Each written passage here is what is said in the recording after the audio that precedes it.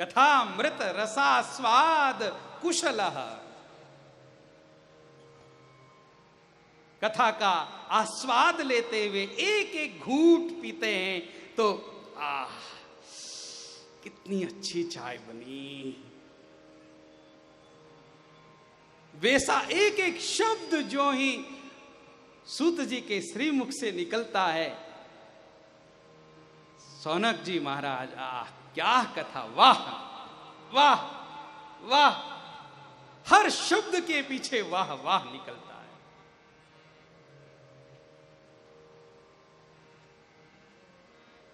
ये एक अच्छे श्रोता का लक्षण है। वक्ता ही केवल प्रवीण हो पर्याप्त नहीं है, श्रोता का भी प्रवीण होना आवश्यक है।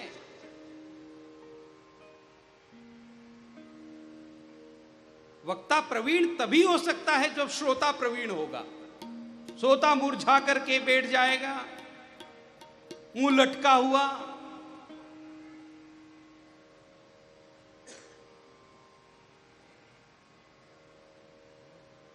वक्ता के लिए 7 बजने मुश्किल हो जाएंगे। इचल करंजी वाले ऐसे नहीं है।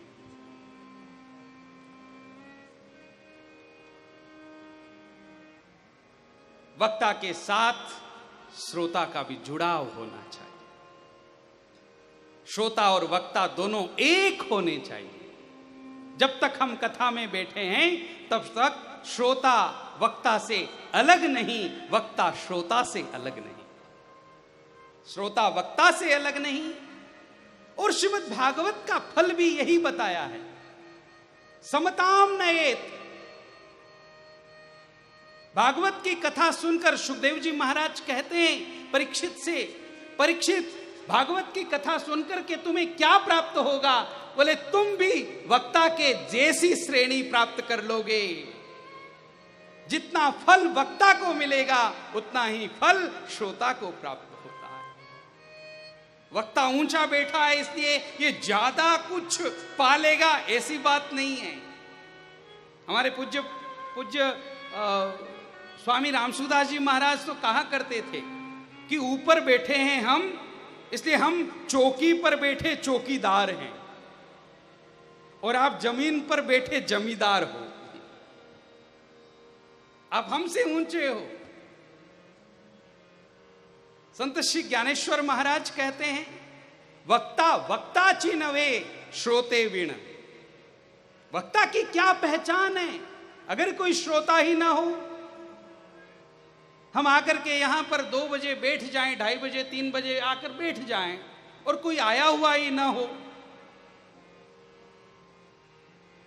तो वक्ता की क्या पहचान? श्रोता है तो वक्ता है।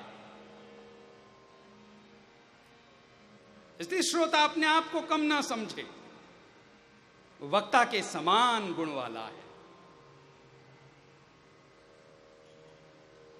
वक्ता समय पर आता है तो श्रोता को भी टाइम पर आनो चाहिए। अब आर तो आरती सूरी कोनी हुई काई कर आजार। जैसे वक्ता को समय का बंधन है वैसे श्रोता को भी समय का बंधन है।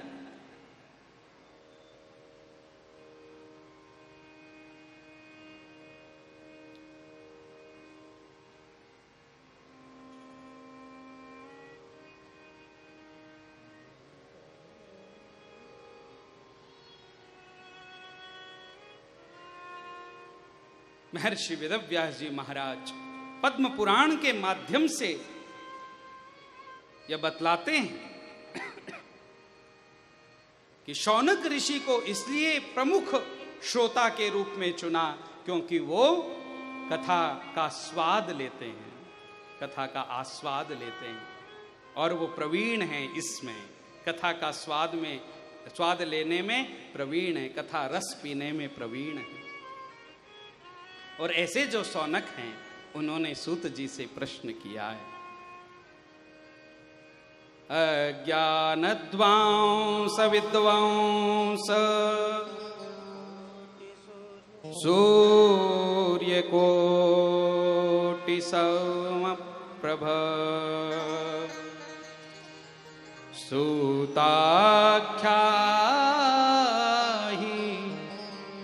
कथा सारम मम कर्ण रसायनम।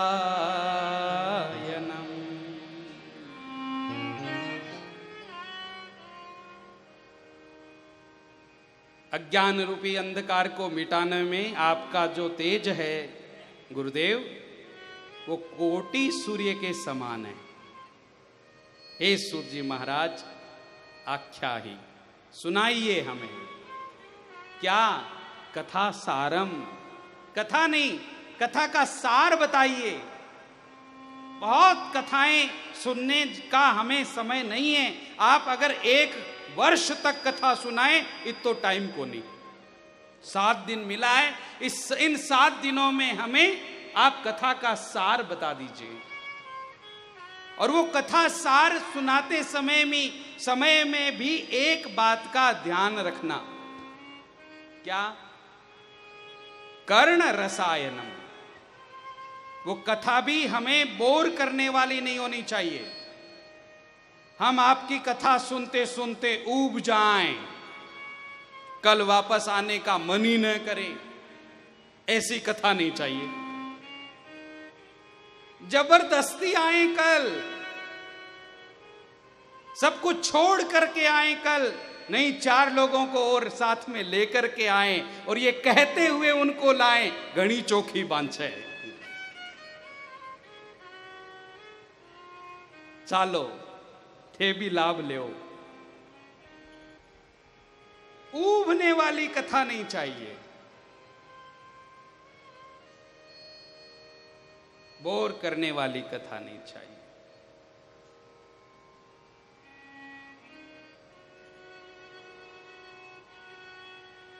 कर्ण रसायन, कर्ण प्रिय हो, कर्ण कानों के लिए दवा हो, रसायन हो।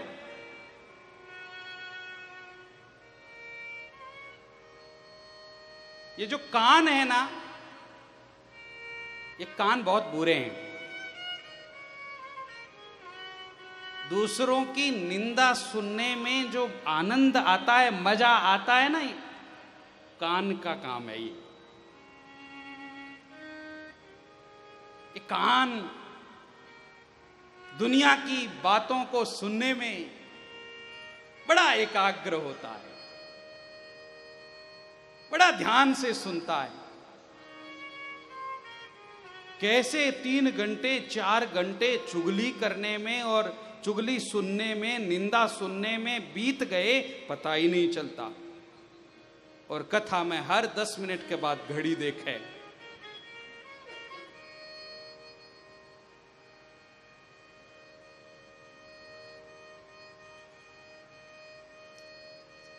आप हमारे कानों में ऐसी कोई दवा डाल दीजिए, ऐसी कोई रसायन डाल दीजिए ताकि वो निंदा छोड़ दें, दूसरों की निंदा सुनना ये कान छोड़ दें और भगवान की कथा का ही श्रवण करते रहें।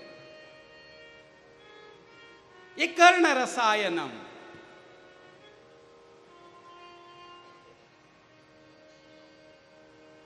भक्ति ज्ञान वैराग्य को बढ़ाने वाली कथा सुनाइए। जीवन में भक्ति आ जाए, ज्ञान आ जाए, वैराग्य आ जाए, माया मोह दूर हो जाए। इस घोर कलिकाल में प्रायः जीव असुरता को प्राप्त हो गया है। हर आदमी यहां पर दुखी है भगवान। कोई भी आदमी यह नहीं कहता कि मैं सुखी हूं। अगर हम ये पूछें कि कितने लोग सुखी हैं तो हाथ ऊपर खड़े होने बड़े मुश्किल हैं। हर आदमी यहां क्लेश से आक्रांत है। कोई तन दुखी, कोई मन दुखी, कोई निस दिन रहत उदास, थोड़े थोड़े सब दुखी, सुखी राम के, कोई तन से दुखी है, किसी के पास धन बहुत है लेकिन क्या करे उस धन का।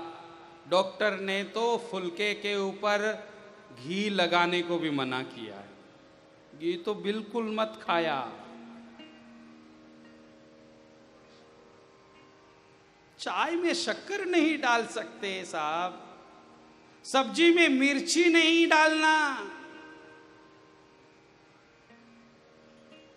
वो धन क्या काम का। कोई तन से दुखी है, कोई मन से दुखी है, और कोई तो इतना दुखी इतना दुखी इतना दुखी कि हमेशा टेंशन में ही रहता है। हाँ, इसको जिस दिन टेंशन ना हो उस दिन और ज्यादा टेंशन हो जाता है कि आज टेंशन क्यों नहीं।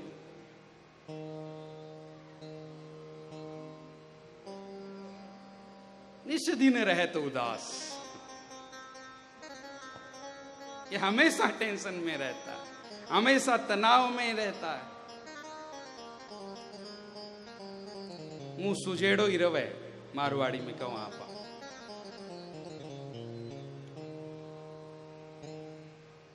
इस दिन रहे तो उदास।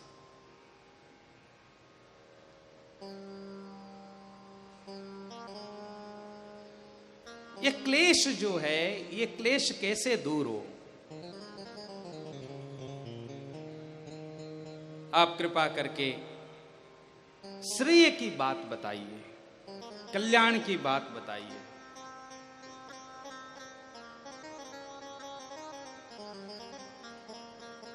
महात्मा लोग, वैष्णव लोग कृष्ण प्राप्ति के लिए क्या साधन करते हैं, आप कृपा करके हमें बताइए।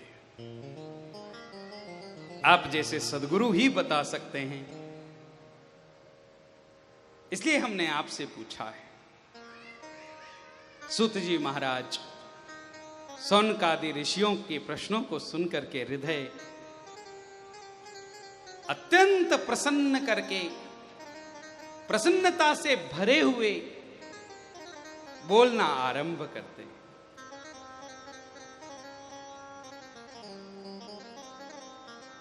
प्रीति शौनक चित्ते ते यतो वच्मि विचार्य च सर्व सिद्धांत निष्पन्नम संसार भयनाशनम।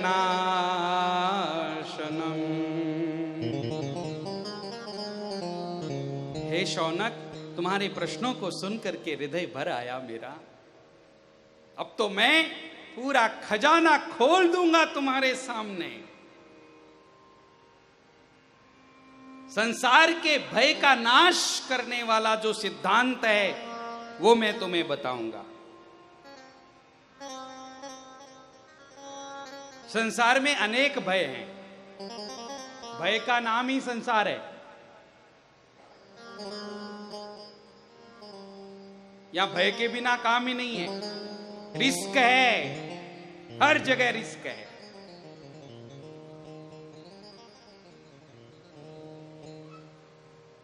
सब भयभीत हैं, सब दुखी हैं, लेकिन विशेष बात यह है कि यहां पर सब लोग एक ही दुख से दुखी नहीं हैं।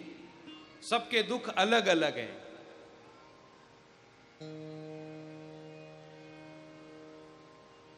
सबके दुख अलग अलग है। एक दुखी है कि मारो ब्याह हो गयो, हाँ। दूसरो दुखी है वो को नहीं, इसको मिल नहीं रही इसलिए दुखी है, और दूसरे को मिल गई इसलिए दुखी है। इचलकरंजी वालों को छोड़कर बात कर रहा हूं, हाँ? आप अपने पर मत लेना हर बात। हाँ।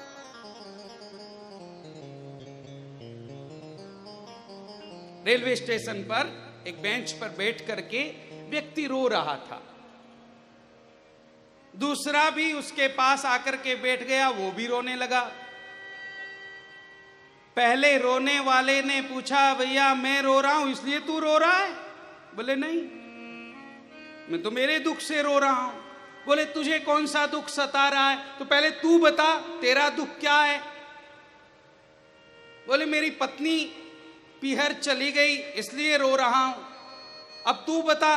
बोले मेरी वाली आ रही है इसलिए रो रहा हूं। तेरी गई इसलिए रो रहा है, मेरी आ रही है इसलिए रो रहा हूं।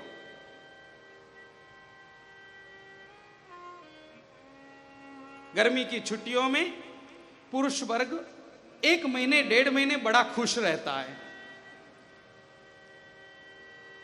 क्यों रहता है? अब आप जानते हो, सब बातें खोलने की आवश्यकता नहीं।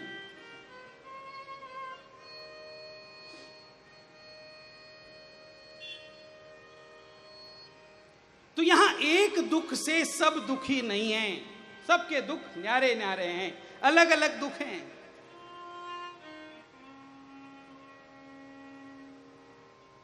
लेकिन एक ऐसा दुख है जिस दुख से सब दुखी हैं। कौन सा दुख? मौत का दुख, मृत्यु का भय।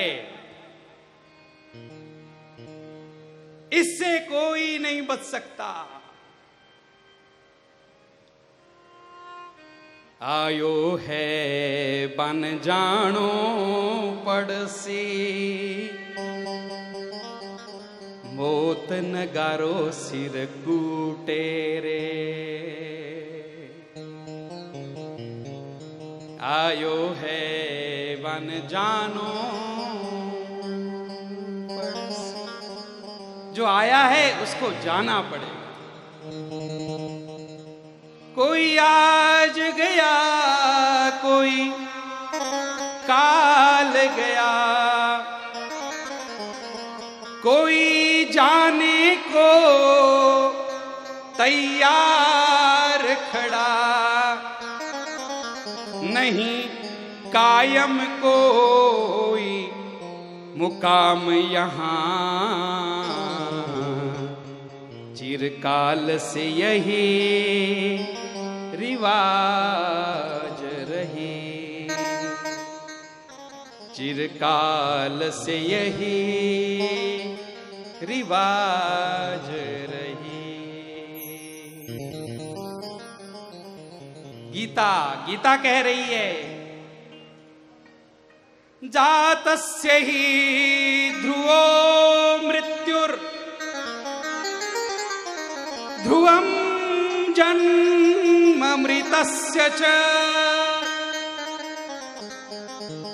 तस्माद् पर्यार्येऽर्थे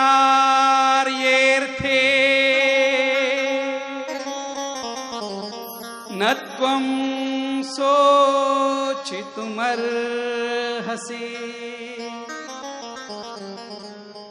न त्वं सोचितुमर्हसि।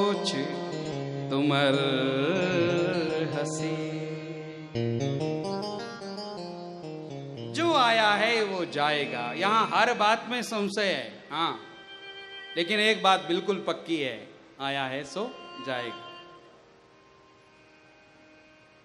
शादी हो गई, अब बच्चा होगा कि नहीं होगा संशय है। बच्चा हो गया, अब ये पढ़ लिख कर विद्वान बनेगा कि नहीं बनेगा संशय है। विद्वान बन गया, अब इसकी नौकरी लगेगी कि नहीं लगेगी संशय है। नौकरी लग गई, अब छोकरी मिलेगी कि नहीं मिलेगी संशय है। यहां हर बात में संशय है, लेकिन एक बात बिल्कुल पक्की है, बिल्कुल निश्चित है, जो आया है सो जाएगा। इसलिए भागवत ने मूल समस्या को पकड़ा है। मानव की मूल समस्या क्या है? मानव का मौलिक प्रश्न क्या है?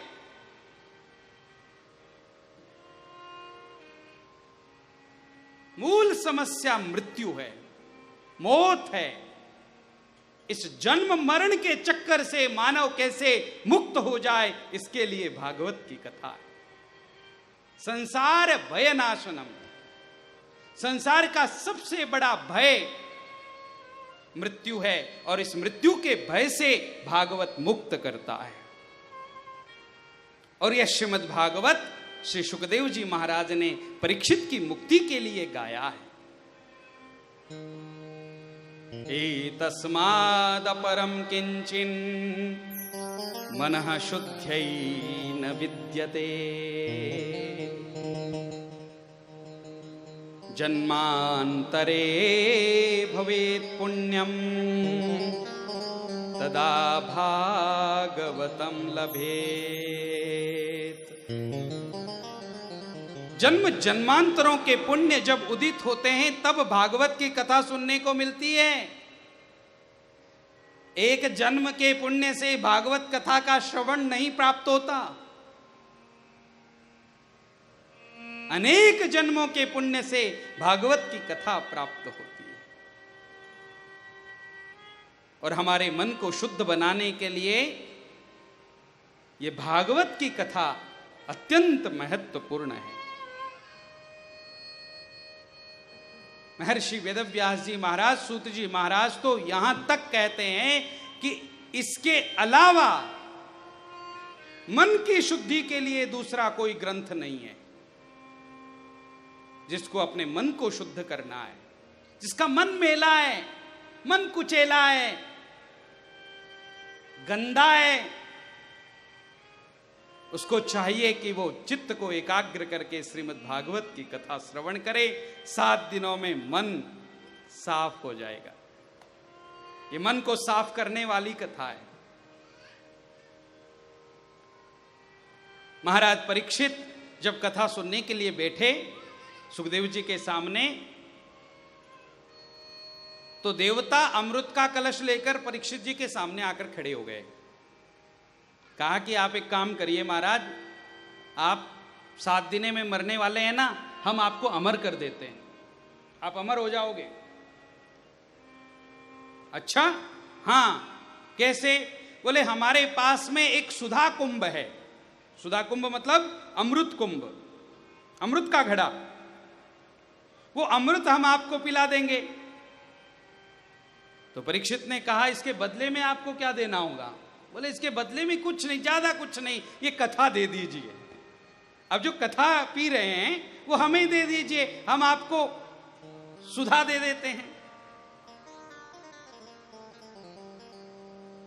महाराज परीक्षित विचार में पड़ गए, देवता मेरे पास क्यों आए हैं? इनको तो पुकारने पर भी नहीं आते। कोई ना कोई स्वार्थ दिख रहा है। इसका मतलब मेरे पास जो वस्तु है उसका मोल अधिक है। गुरुदेव की शरण में जाकर गुरुदेव से कहा, गुरुदेव देवता आए हैं और वो कह रहे हैं अमृत तुम पी लो और कथामृत हमें दे दो, क्या करना चाहिए? सुखदेव जी महाराज ने परीक्षित को कहा, परीक्षित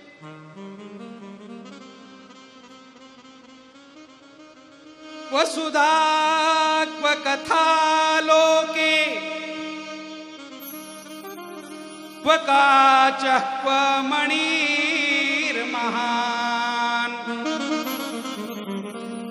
ब्रह्मरातो विचार्येवम्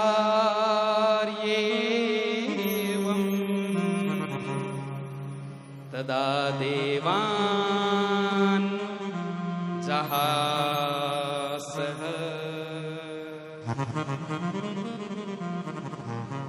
सुखदेव जी ने कहा, परीक्षित कांच की मणि और असली मणि में कितना फर्क होता है? परीक्षित ने कहा बहुत फर्क होता है।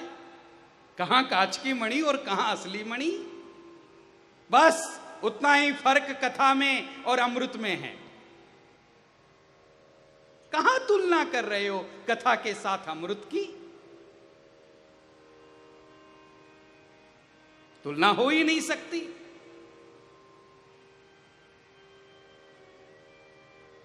अमृत क्या करेगा? ज्यादा से ज्यादा अमर बना देगा। कुछ लोग मरना चाहते हैं फिर भी नहीं मरते।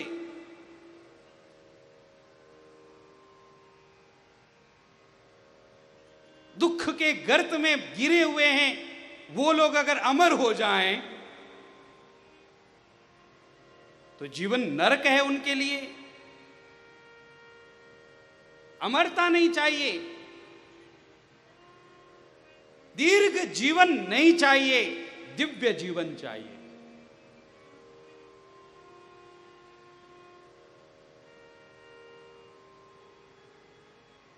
क्वांटिटी से मतलब नहीं है, क्वालिटी होनी चाहिए।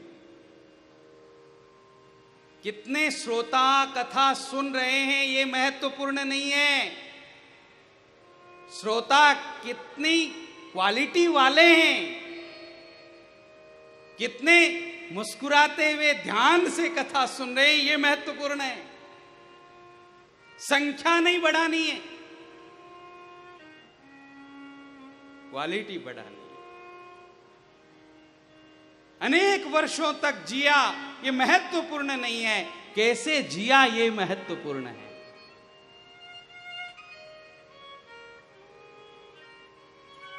थोड़ा जिया भगत सिंह, लेकिन आज बच्चे बच्चे के जीभ पर उसका नाम है।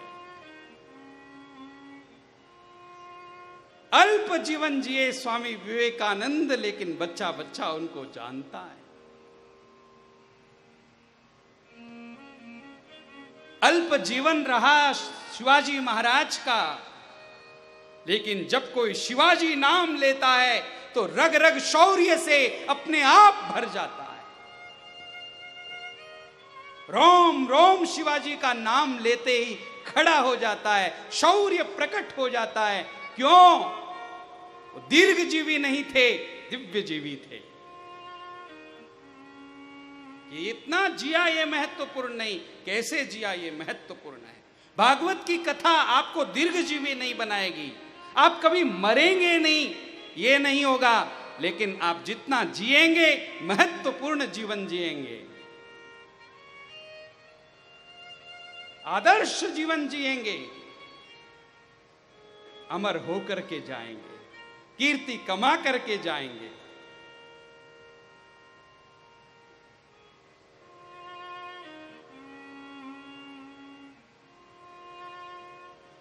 परीक्षित ने तुरंत देवताओं को वहां से भगा दिया, नहीं चाहिए आपका अमृत।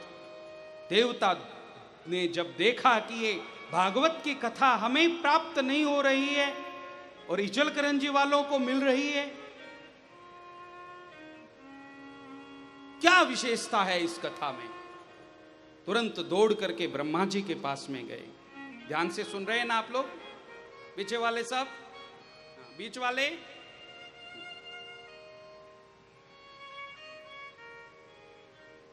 ब्रह्मा जी के पास जाकर के ब्रह्मा जी से कहा, ब्रह्मदेव शुकताल में गए थे,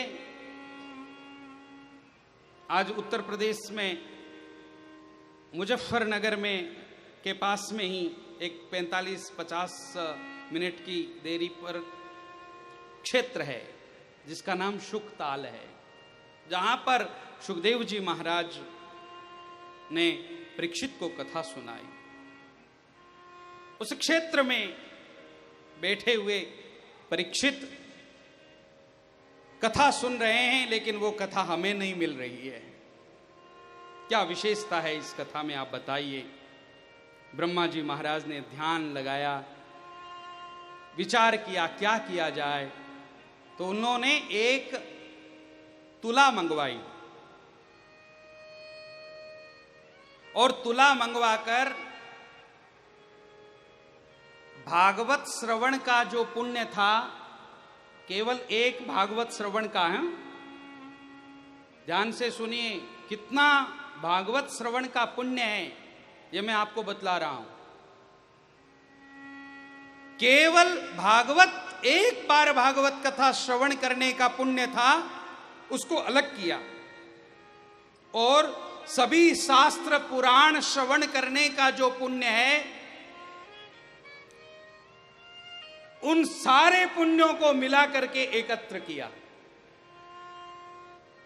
जीवन भर हम अन्य सभी शास्त्र पुराण वेद इत्यादि श्रवण करते रहे, उनके पुण्य को एकत्रित किया और एक बार चित्त को एकाग्र करके श्रीमद् भागवत की कथा श्रवण कर ली, उसका पुण्य एकत्र किया और तुला में दोनों को रखा गया। और जब तोला गया तो सूत जी महाराज कहते हैं, मुनीश्वरों, लघु नन्यानि जातानि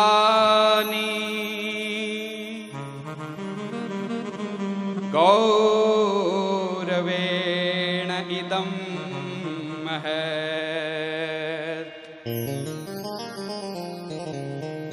तदा ऋषिगणाः सर्वे विस्मयं परमं ययुः।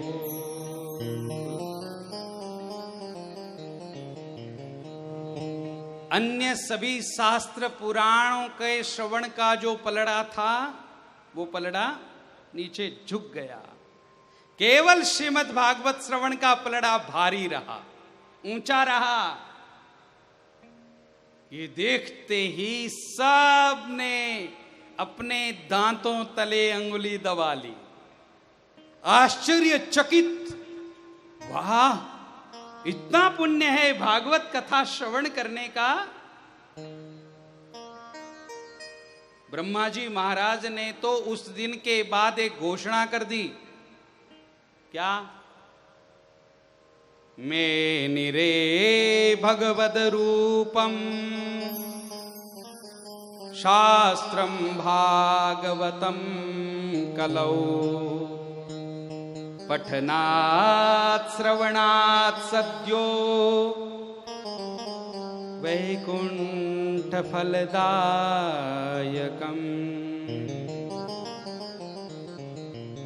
सुनो भैया, आज के बाद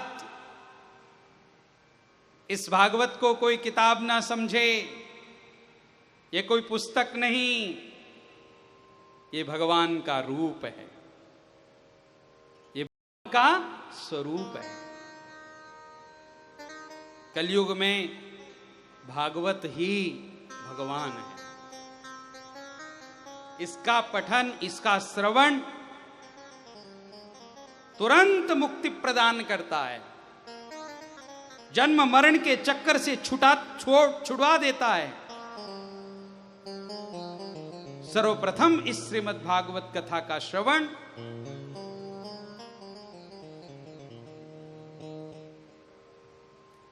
देवर्षि नारद जी ने किया। किसने सुनाया देवर्षि नारद को? सनक, सनंदन, सनातन और सनत कुमार 4 ऋषि हैं, ब्रह्मा जी के प्रथम पुत्र। इन्होंने देवर्षि नारद को यह कथा सुनाई।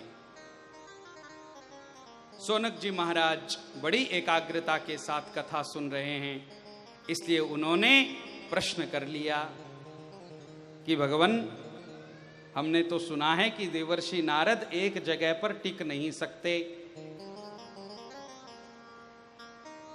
वो एक स्थान पर ठीक से बैठ नहीं सकते। उन्होंने कैसे 7 दिन पर एक आसन पर बैठकर कैसे कथा सुन ली? आजकल एक आसन पर बैठकर कथा सुनना बड़ा मुश्किल है, और उसमें भी नीचे बैठकर सुनना तो बहुत ही मुश्किल है। देवर्षि नारद एक जगह टिकते नहीं।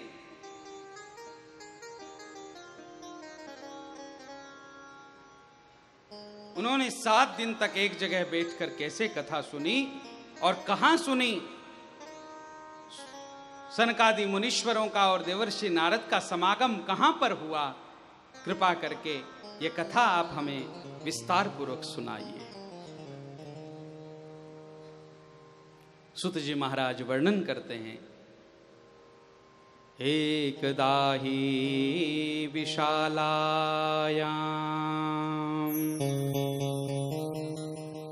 चत्वार ऋषयो मलाः सत्संगार्थं समायाता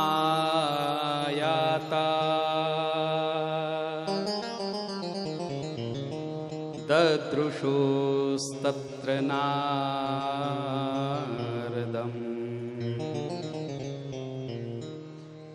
एक बार की बात है,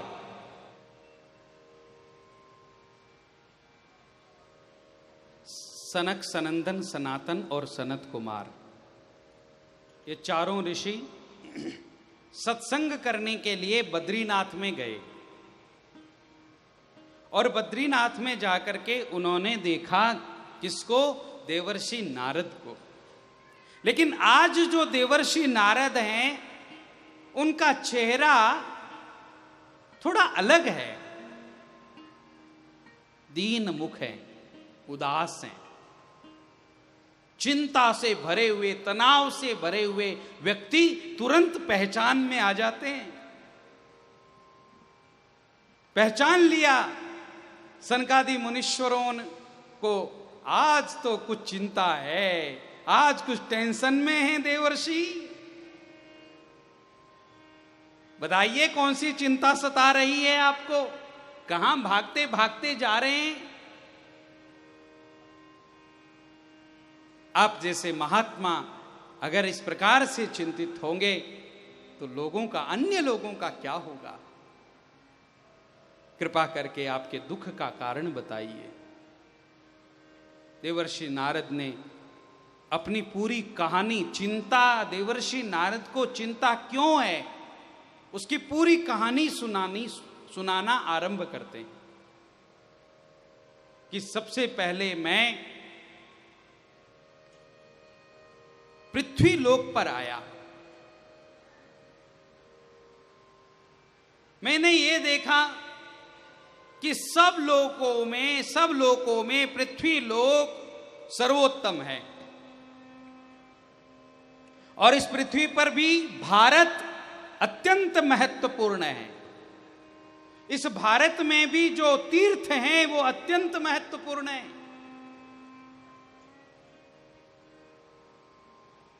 अब मैं घूमते घूमते सभी तीर्थों में गया। हरि क्षेत्रम कुरुक्षेत्रम श्रीरंगम सेतुबंधनम एवमादिषु तीर्थेषु भ्रममाण इतस्ततः नापश्यत् कुत्रचिच्छर्मा मनः संतोषकारकम्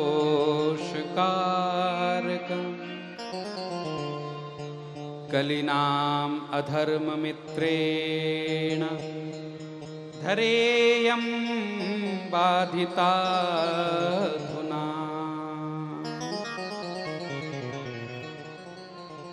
हे मुनीश्वरों, मैं पुष्कर, प्रयाग, काशी, गोदावरी, हरिक्षेत्र, कुरुक्षेत्र, श्रीरंग, रामेश्वरम, सब तीर्थों में जाकर के आया, लेकिन कहीं पर भी मेरे मन को संतोष नहीं मिला, क्योंकि सब जगह अधर्म, जो कलयुग का मित्र है, उसने अपना डेरा डाल लिया है।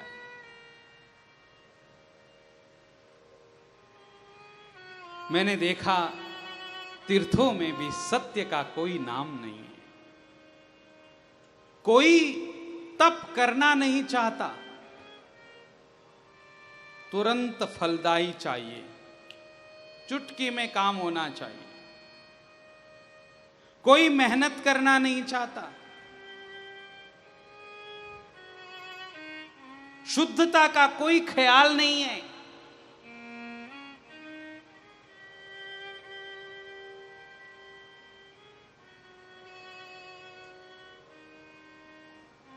बिना नहाए ही रसोई में चले जाते हैं, चप्पल जूते पहने ही पूरे घर में घूम लेते हैं।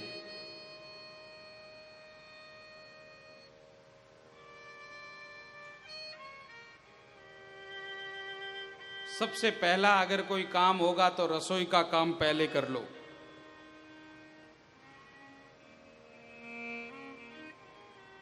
बिना नहाए।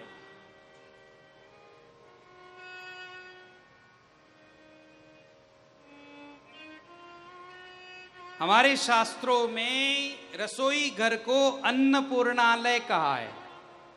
बहनें ध्यान से सुने।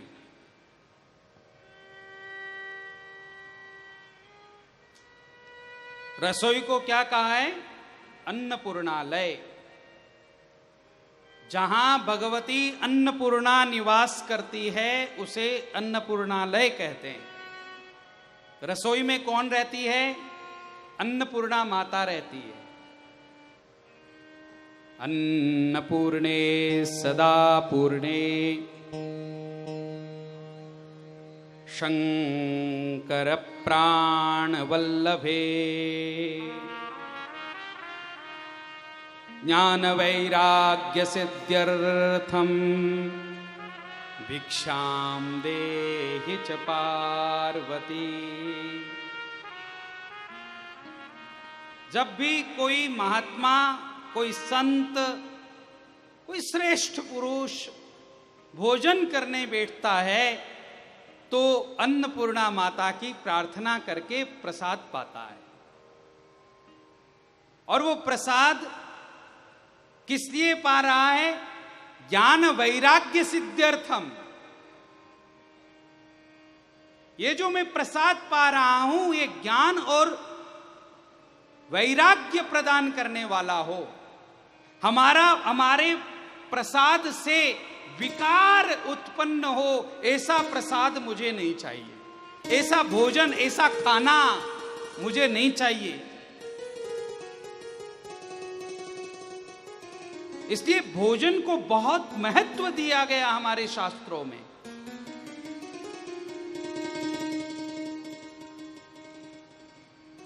जैसा खावे अन्न वैसा बने मन।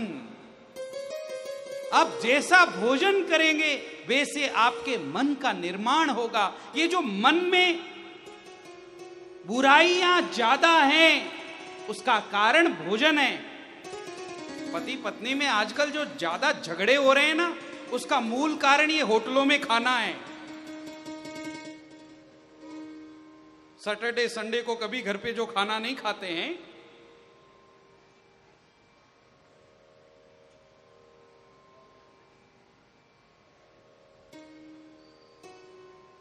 ये जो इतनी ज्यादा तलाक हो रही है, घर घर में दंगा लड़ाई, शांति नहीं है,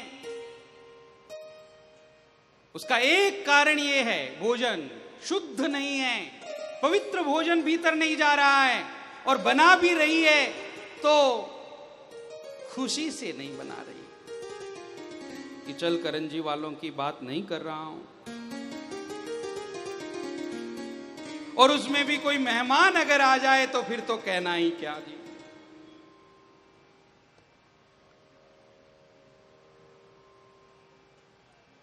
मन को पवित्र रखकर भोजन बनाया जाए। भावना शुद्ध हो, पवित्र हो,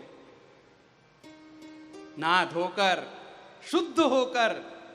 ये केवल भोजन बनाना ही नहीं है, ये भगवती अन्नपूर्णा की उपासना है। अगर हर एक काम को आप उपासना लेकर के करेंगे तो आपको अलग से पूजा पाठ जप तप करने की कोई आवश्यकता ही नहीं है। आपका भोजन बनाना भी एक तप है, एक उपासना है। अगर आप नहा धोकर शुद्ध पवित्र होकर पवित्र मन से भोजन बनाते हैं तो ये भी एक पूजा है।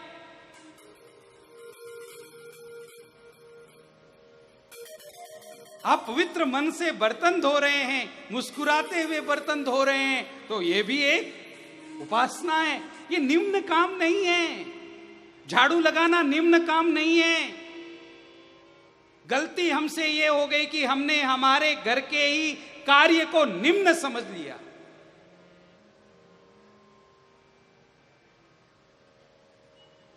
आजकल की छोरियां झाड़ू हाथ में लेने में शर्माती हैं, पढ़ी लिखी हैं।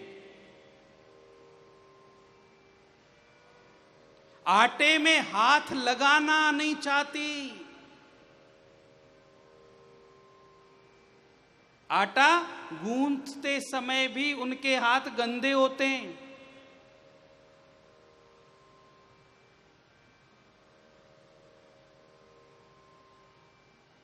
भोजन करते समय नहीं होते हैं। भीतर जब जाता है तब कुछ गंदा नहीं होता है। हमने हमारे कर्म को निकृष्ट समझ लिया, इसलिए हमें अलग से पूजा करने की आवश्यकता पड़ी, अलग से उपासना करने की आवश्यकता पड़ी, अलग से मेडिटेशन करने की आवश्यकता पड़ी। आप अपने कर्म को ही मेडिटेशन क्यों नहीं बना लेते जी? मेरा कर्म ही ध्यान है, मेरा कर्तव्य ही ध्यान है। यही तो अर्जुन को उपदेश दिया भगवान ने। स्वधर्ममपि चावेक्ष्य न विकम्पितुमर्हसि। अर्जुन, तुम अपने स्वधर्म को देख रहे हो, तुम्हारा धर्म क्या है? जब मैं रसोई बना रहा हूं तब मेरा धर्म रसोई बनाना है। मेरा पूरा ध्यान, पूरा एकाग्र मन उस काम में होना चाहिए, दूसरा कोई चिंतन नहीं। और फिर इस प्रकार मन को एकाग्र करके जो आपने भोजन बनाया है वो जिस किसी की पेट में जाएगा ज्ञान वैराग्य की सिद्धि प्रदान करेगा, वो भक्त बनेगा।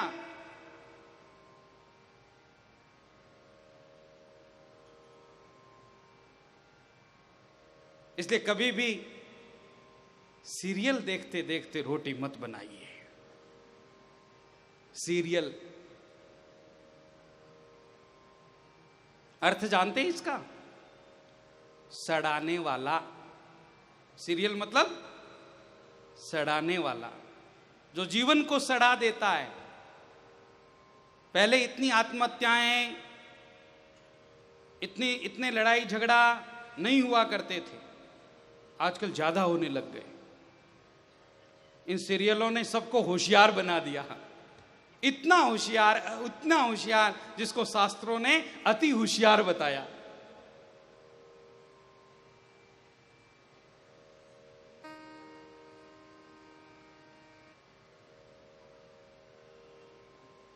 हर कार्य को हम हमारी पूजा समझे। स्वकर्मणा तमर्भ्यर्च सिद्धिम विंदति मानव।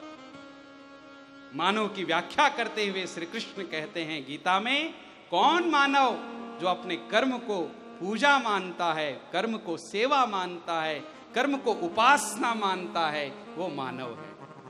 कर्म तो गधे भी करते हैं, कर्म तो पशु भी करते हैं। उनकी तरह अगर हम कर्म करें तो हमारी विशेषता क्या? मानव की विशेषता यह है कि वो अपने कर्म को उपासना मानकर कर सकता है। वो भोजन बनाते समय, रोटी सेकते समय मैं अन्नपूर्णा की उपासना कर रही हूं, ये विचार अपने मन में ला सकती है।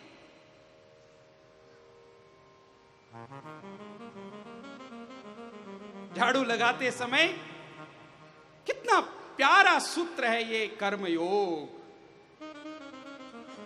केवल कर्म नहीं, योग उपासना है ये कर्म। यद्यत् कर्म करोमि तत्तदखिलम शंभो तवाराधनम। जो कुछ भी कर्म करूं वो तेरी आराधना है। वो भगवान का कर्म है, मेरा नहीं है, भगवान का कार्य है, भगवान की सेवा है। ये समझ कर करके करें, ये जान कर करें। शुद्धता का बहुत ध्यान रखें। सुत जी महाराज कहते हैं, देवर्षि नारद सनकादि मुनीश्वरों को बतलाते हैं कि हमने इस पृथ्वी पर सत्य, सोच, दया, दान, धर्म कुछ नहीं देखा। हमारे यहां पर एक परंपरा रही, प्रायः राजस्थानी लोगों में पुरानी माताएं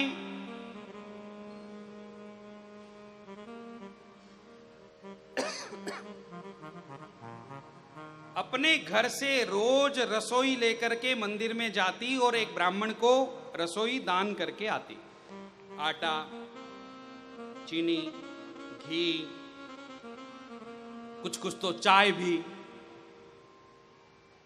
थोड़ा थोड़ा सब लेकर के जाती और वो दान करके आती।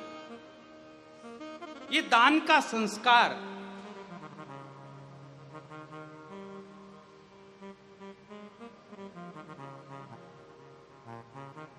छोटे छोटे बच्चों को साथ में लेकर के दादी जाती ताकि बच्चों में से भी संस्कार हो। क्योंकि बच्चों को अगर संस्कार दे सकती है तो दादी दे सकती है, मां के वश की बात नहीं है। जिसके घर में दादा है, दादी है, वो सब भाग्यवान हैं मेरे भाई बहन।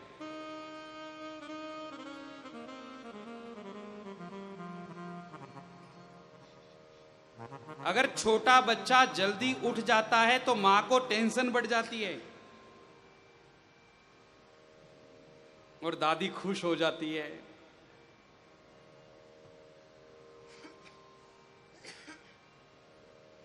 दादी अपने पास में बिठा करके उसको गीता जी के श्लोक सिखाती है, स्तोत्र सिखाती है, भजन सिखाती है।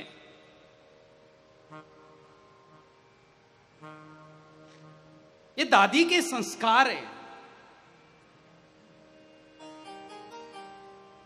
इसलिए जो मां प्रसन्न रहना चाहती है, हमेशा प्रसन्न रहना चाहती है, और ये भी अगर चाहती है कि मेरे बच्चे बुढ़ापे में मेरी सेवा करे, तो वो अपने माता पिता की सेवा करे और अपने बालकों को दादा दादी को सौंप दें। थे जानो थारो पोतो जाने।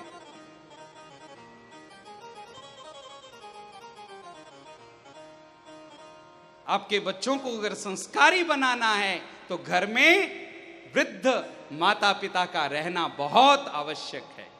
आज जो घर बिगड़ रहे हैं उसका एक और कारण घर में दादा दादी नहीं है, माता पिता नहीं है, कोई बुजुर्ग नहीं है, कोई बड़ेरा नहीं है, इसलिए घर बिगड़ रहे हैं।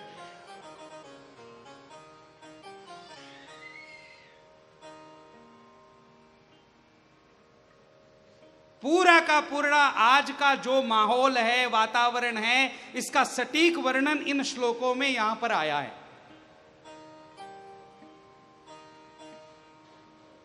कन्याओं का विक्रय हो रहा है, पति पत्नी में आपस में लड़ाई झगड़ा हो रहा है,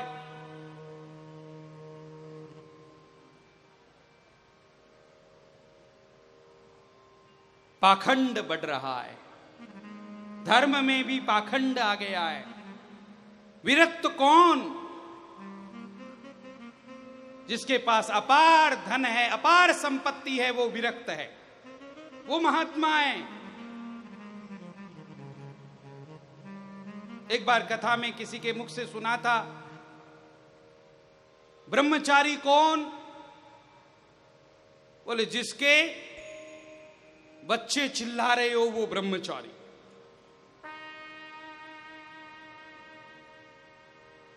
जो जोर जोर से हल्ला करता है वो मौनी बाबा।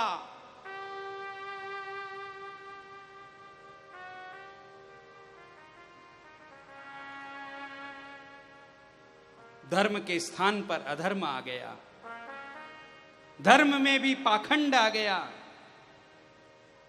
कोई योगी नहीं, कोई सिद्ध नहीं, कोई सत्क्रियाशील मानव दिखाई नहीं देता।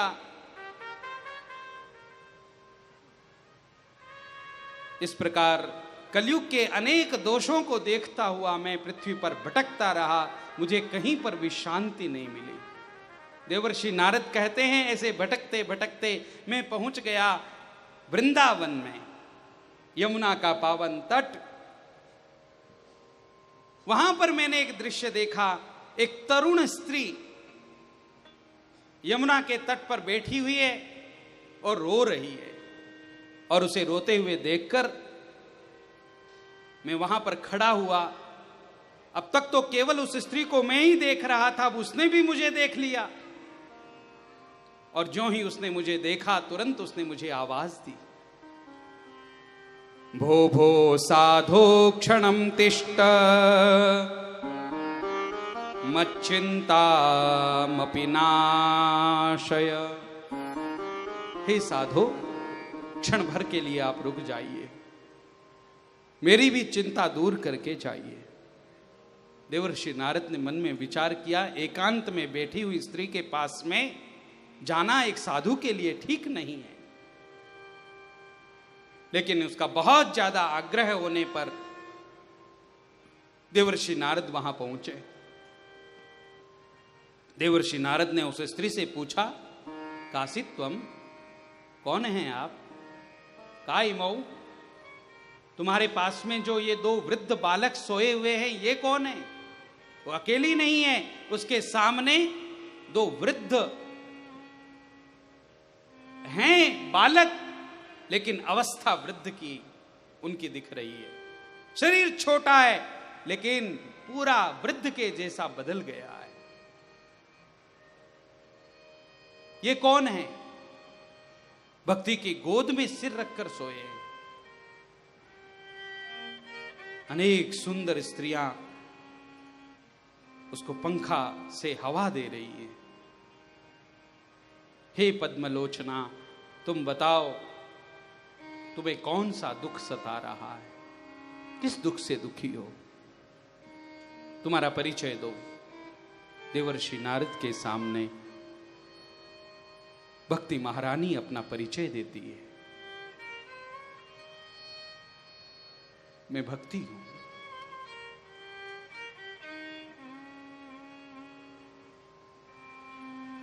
ये दो जो वृद्ध मेरी गोद में सिर रख करके सोए हैं, ये अन्य कोई नहीं, ये मेरे ही पुत्र ज्ञान और वैराग्य हैं।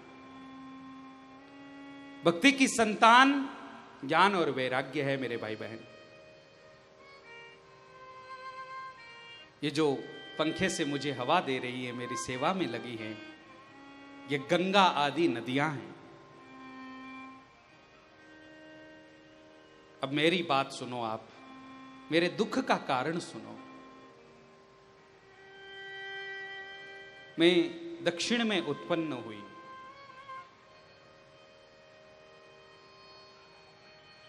थोड़ा थोड़ा विकास मेरा महाराष्ट्र में हुआ। गुजरात में जाने के बाद में जीर्णांग हो गई, बूढ़ी हो गई। और उस वृद्धावस्था को लेकर के जो ही मैं यमुना के पावन तट श्रीधाम वृंदावन में पहुंची, वृंदावनम पुनः प्राप्य नवीनेव स्वरूपिणी। वृंदावन में आकर मैं तो बिल्कुल नवीन हो गई। पुनः मैंने मेरी युवावस्था को प्राप्त कर लिया, किंतु मेरे ज्ञान और वैराग्य, ये दो जो पुत्र हैं, वो अभी भी वृद्ध हैं।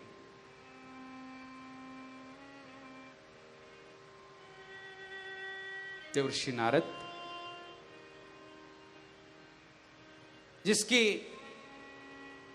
जिस मां के पुत्र दुखी हो, वो मां सुखी कैसे रह सकती है? मैं जरूर युवती हो गई हूं, किंतु मुझसे ये देखा नहीं जा रहा कि मेरे बालक वृद्ध हैं। ज्ञान और वैराग्य का यहां वृंदावन में भी कोई ग्राहक नहीं है। वो भक्ति हमेशा रोती है मेरे भाई बहन, वो भक्ति हमेशा रोती है। जिस भक्ति में ज्ञान नहीं होता, जिस भक्ति में वैराग्य नहीं होता। पाखंड और कुछ नहीं है, भक्ति का गलत उपयोग ही पाखंड है।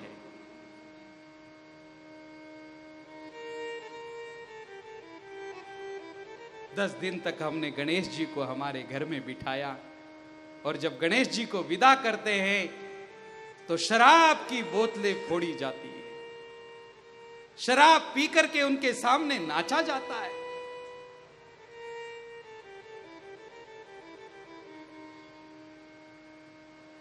सभ्य लोग ऐसे गीतों को सुनकर अपने दोनों कानों में अंगुली डालकर निकल जाएं, ऐसे गीतों को गणेश जी के सामने गाया जाता है।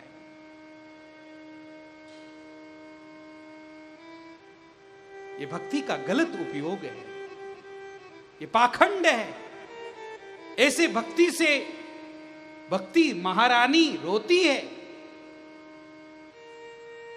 ऐसे भक्ति से हमारा जीवन पवित्र नहीं बनता, ऐसे भक्ति से हमारा जीवन बिगड़ जाता है।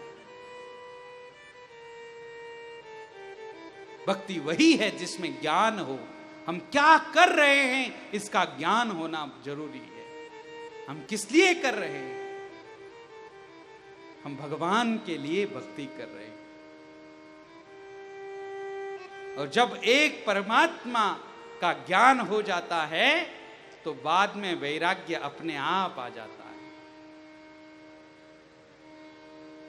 ठाकुर रामकृष्ण परमहंस कहा करते थे, कच्चे नारियल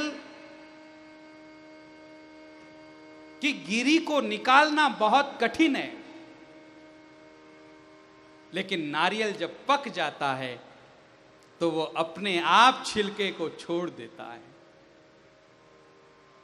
ये वैराग्य है।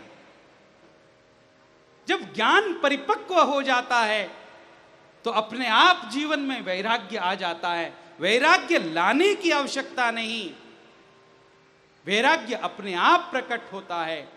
अंधेरे को भगाने की आवश्यकता नहीं, ज्योति जलाने की आवश्यकता है, दीपक लगाने की आवश्यकता है।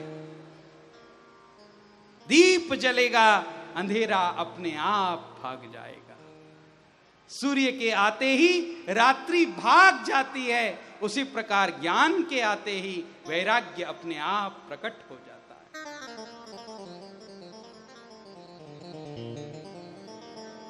भक्ति महारानी रोती है।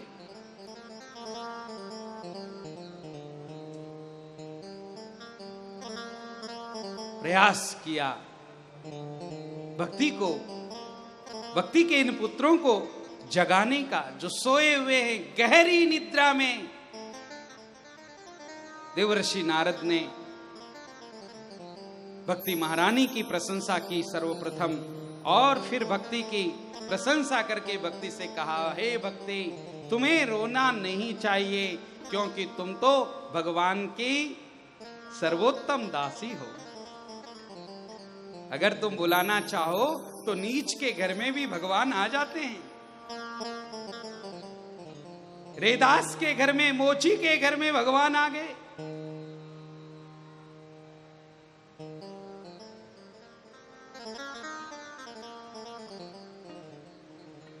त्वया होतस्तु भगवान याति नीच गृहेष्वपि। नीच के घर में भी भगवान आ जाते हैं अगर तुम बुलाना चाहो तो। चिंता मत करो, निश्चिंत हो जाओ। ज्ञान और वैराग्य को उठाने का मैं प्रयास करता हूं।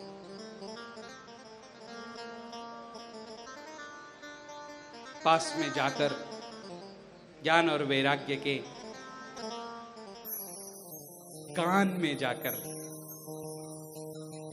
ऊंचे स्वर में देवर्षि नारद वेद और वेदांत की बातें सुनाते हैं। बार बार गीता पाठ करते हैं। गीता पाठ श्रवण करके उठते तो है, लेकिन जो ही गीता पाठ बंद हुआ वापस हो जाते हैं। जैसे कुछ कुछ श्रोता ऐसे होते हैं कि जब तक कथा चलती है तब तक तो निद्रा में रहते हैं, और जो ही भजन आरंभ हुआ ताली बजाना शुरू कर देते।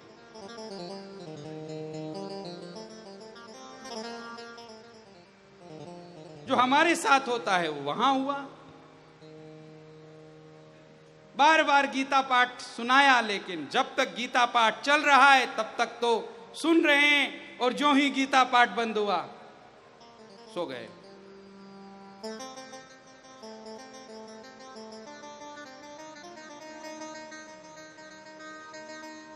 देवर्षि नारद ने मन में विचार किया, अहो निद्रा कथम याति वृद्धत्वं च महत्तरम। ये वृद्धावस्था में इतनी नींद क्यों आ रही है इनको? प्रायः बुढ़ापे में नींद कम आती है।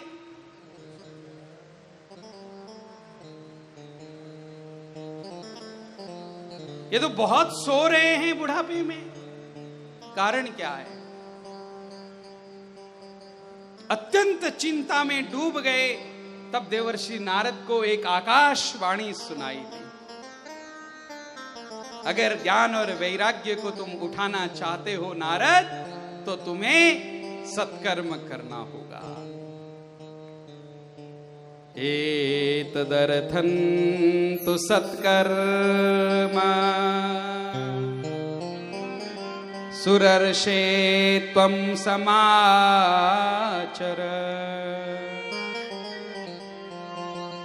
इसके लिए तुम एक सत्कर्म करो। वो सत्कर्म क्या है ये तुम्हें साधु महात्मा बतलाएंगे। देवर्षि महाराज ने जो ही आकाशवाणी सुनी, सुनते ही दौड़े महात्माओं के पास। कौन महात्मा है ऐसा जो सत्कर्म के बारे में बताए? अब क्या हुआ, जो ही महात्माओं को इस बात का पता चला तो महात्माओं ने दरवाजा बंद कर लिया। कुछ महात्मा थे तो अपना आश्रम छोड़ करके भाग गए।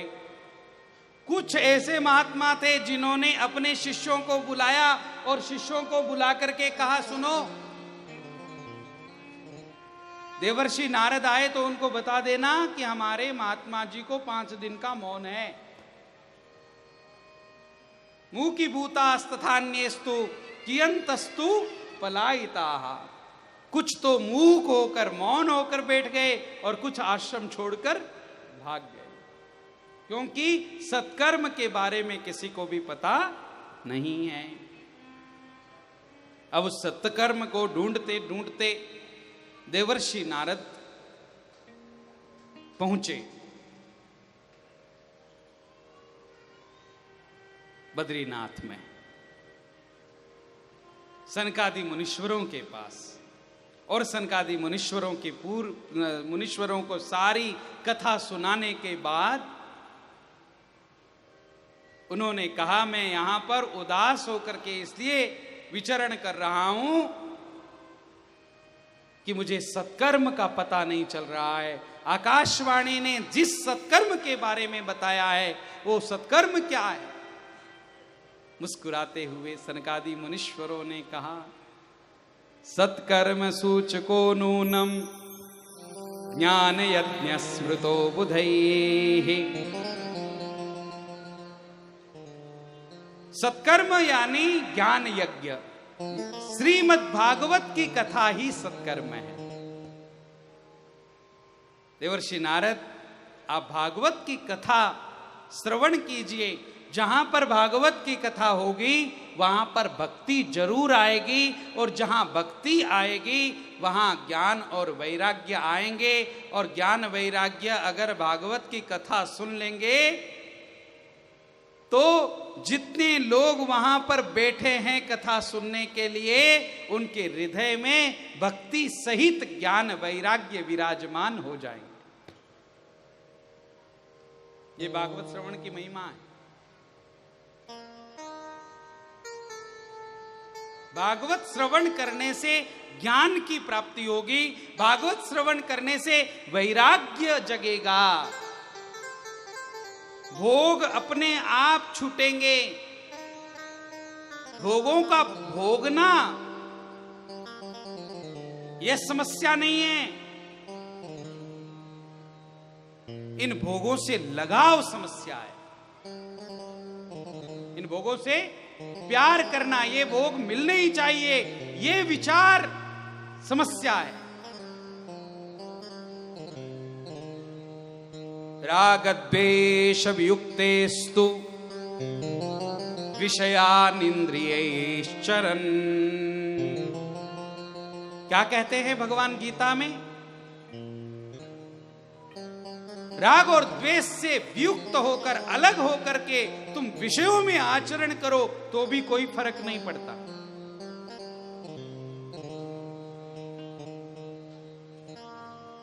छोटे बच्चों के जैसा खेल, लड़ भी लेते हैं, झगड़ भी लेते हैं, तो भी दूसरे दिन वैसे ही। लेकिन इन बच्चों के झगड़ों में अगर मम्मी पापा पड़ गए, माता पिता पड़ गए, तो उनकी दुश्मनी हो जाती है। बड़ों का, छोटे बच्चों का झगड़ा भी एक लीला है।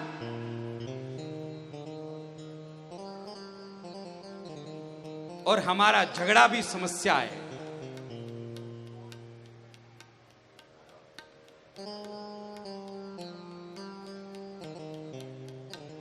आज जो खाया वही मिलना चाहिए, ये गड़बड़ है।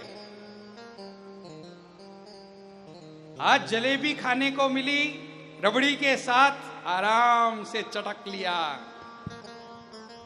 और कल अगर चने चबाने को मिले तो भी वो चने चबाने में उतना ही आनंद आ रहा है कल रबड़ी खाने में जो आ रहा था।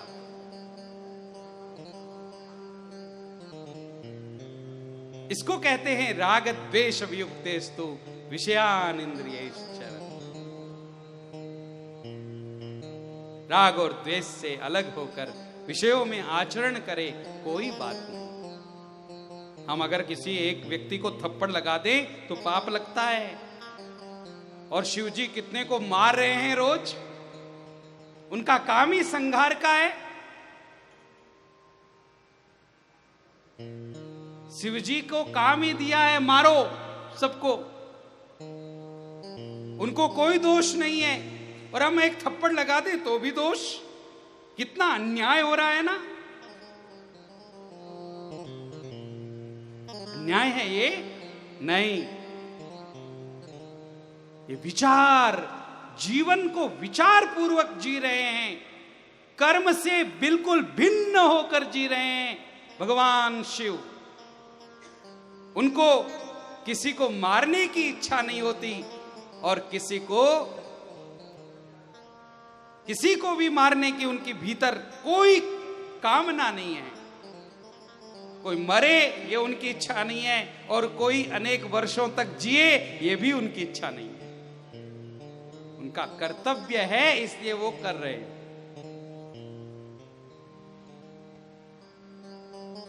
इस सिद्धांत को अपनाकर मनुष्य कर्म करे, परम सुख में जीवन बन जाएगा, आनंदमय जीवन बन जाएगा। राग द्वेष वियुक्तेस्तु विषयान इंद्रियैश्च। भोग समस्या नहीं है, उस भोगों में अटकना समस्या है। पोता समस्या नहीं है, पोते के प्यार में अटकना समस्या है।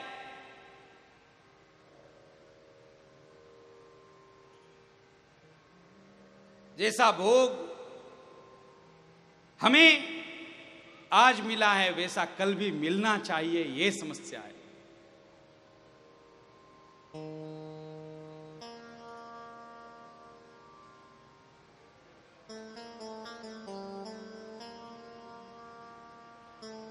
सत्कर्म सूचको नूनम ज्ञान यज्ञ स्मृतो बुधैः।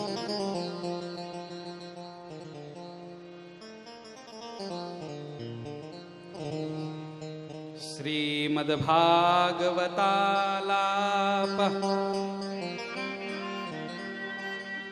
श्रुतुगीतशुकादिभिः।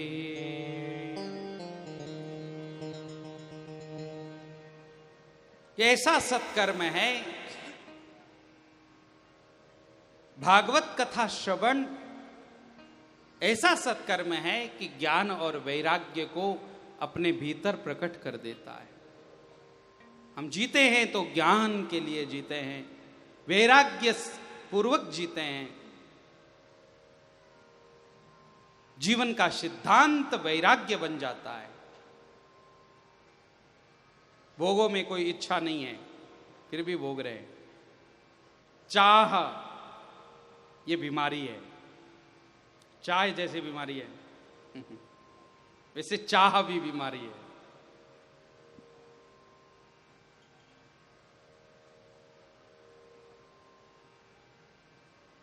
परमात्मा की चाह हो जाए तो कल्याण है, और संसार की चाह हो जाए तो अटक जाता है मानव, भटक जाता है मानव।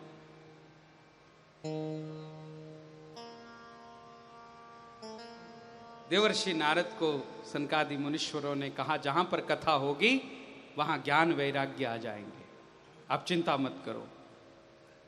और श्रीमद् भागवत कथा के महात्म्य का गान करके देवर्षि नारद को प्रसन्न किया। देवर्षि नारद ने कहा, कहां करनी चाहिए कथा, बताएं आप हमें, एक स्थान बताइए कथा का।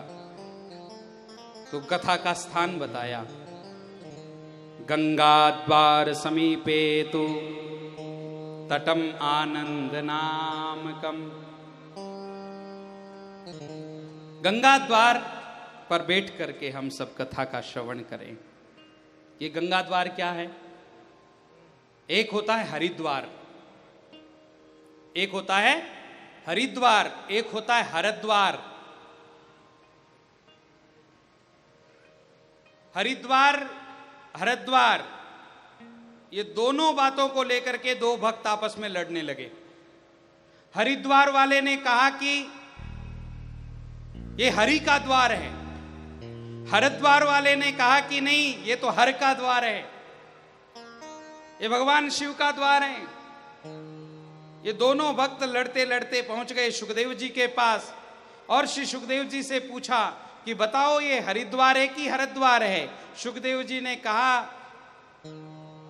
अगर हरिद्वार कह देते हैं तो हरि के भक्त नाराज, हर के भक्त नाराज हो जाएंगे, और हरद्वार कह देंगे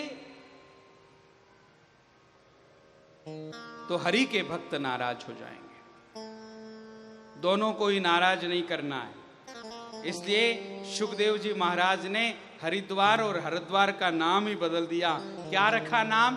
गंगा द्वार समीपे तु तटम आनंद नामकम।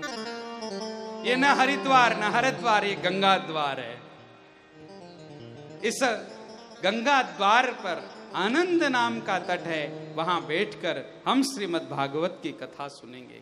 रम्य एकांत स्थान है, जहां पर बैठने के बाद बिल्कुल भी वैर विरोध किसी के भीतर नहीं रहता। यत् समीपस्थ जीवानाम वैरम चेतसी न स्थितम। कितने ऐसे आश्रम हैं जिन आश्रमों में पशु पक्षी बिल्कुल निश्चिंत होकर विचरण करते हैं। आज भी आप अगर सलेमाबाद में जाएं तो उस तीर्थ में मोर आदमियों के सामने, मनुष्यों के सामने विचरण कर रहे हैं।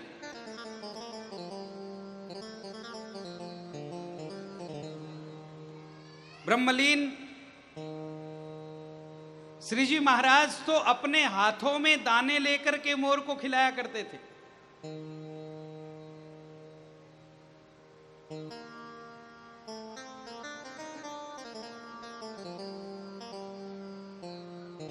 इतना प्रेम कैसे प्रकट होता है जब हमारे चित्त में किसी के प्रति वैर की भावना नहीं रहती, तब प्रकट होता है ये प्रेम, तब प्रकट होता है। शिव जी के परिवार को देखिए, सारे के सारे उस परिवार में रहने वाले जो प्राणी हैं एक दूसरे के विरोधी हैं। सांप और चूहा, गाय और शेर, सब गरुड़ और सर्प, इनका जन्मजात वैर है, दुश्मनी है। फिर भी शिव जी के यहां आकर कैलाश में बड़े आनंद से रहते हैं।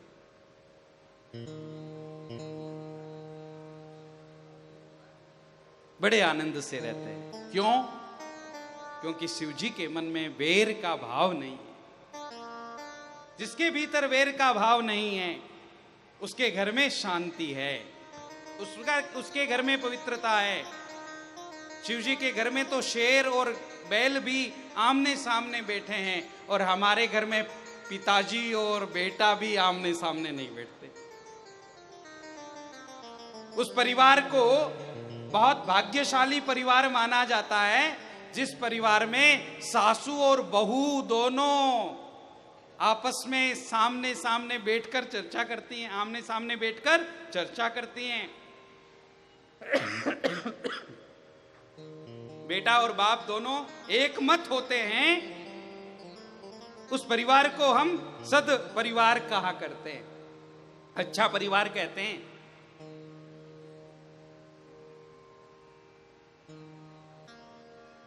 श्री सुखदेव जी महाराज वर्णन करते हैं, राजन सूत जी महाराज वर्णन करते हैं, मुनीश्वरों,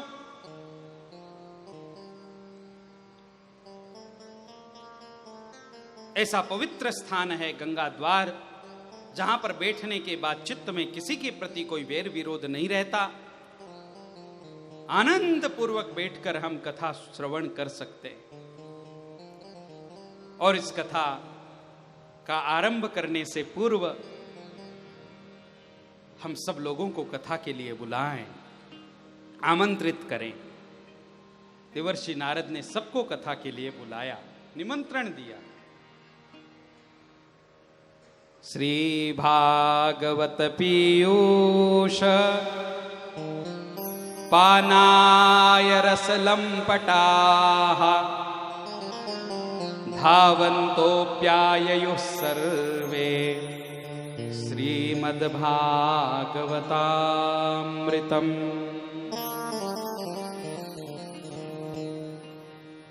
बड़े बड़े ऋषि मुनि कथा सुनने के लिए आए। एक बहुत सुंदर लिस्ट भी यहां पर, सूची भी यहां पर दी, कौन कौन कथा सुनने के लिए आए।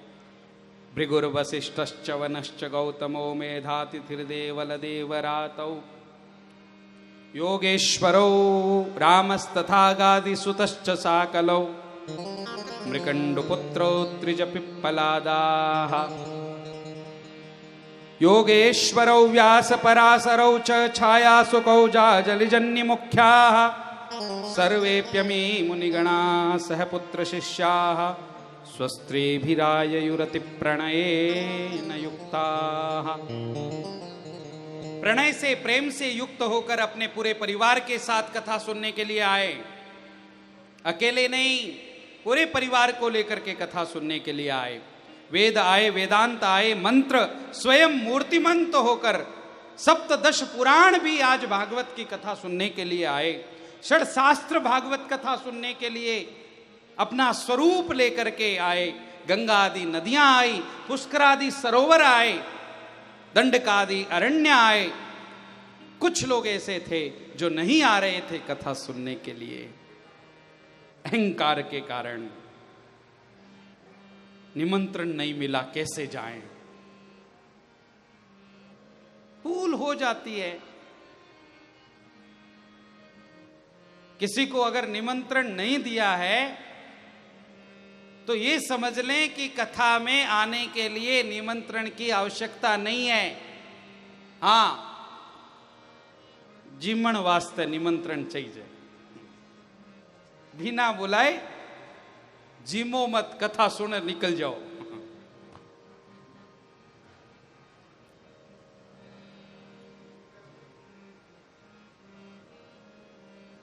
कथा मत छोड़ो।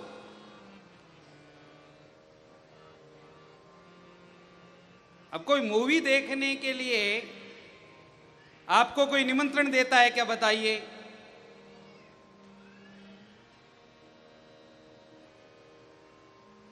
जाते हैं अपनी इच्छा से। उसी प्रकार हम बिना निमंत्रण के भी कथा सुनने के लिए आए।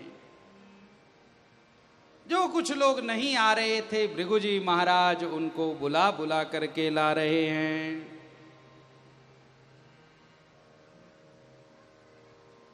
सबको बुला बुला करके ला रहे हैं। चलो रे भाईड़ा आपा हरि गुण गावा। क्यों बुला रहे हैं? एक एक को क्यों बुला बुला करके ला रहे हैं? क्योंकि जानते हैं भृगुजी महाराज कि मैं अगर अकेला कथा में जाऊंगा तो मुझे अकेले का ही पुण्य मिलेगा, लेकिन मैं अगर 10 लोगों को 5 लोगों को साथ में लेकर के जाऊंगा